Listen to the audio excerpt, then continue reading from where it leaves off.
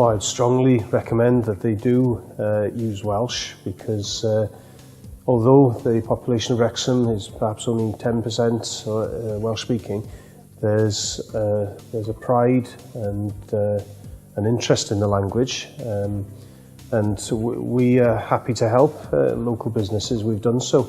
We're happy to translate statements or advertisements for them. They only need to get in touch with us, and yeah, it's quite obvious that people, they're used to seeing things bilingually, and there's a loyalty towards businesses who use the Welsh, not just from the Welsh-speaking community, but from the non-Welsh-speaking community.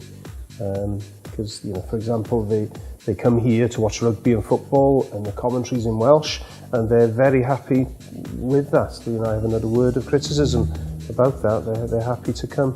So yeah, I'd strongly recommend companies to use it, and I'm sure they'll see a positive response to them doing so.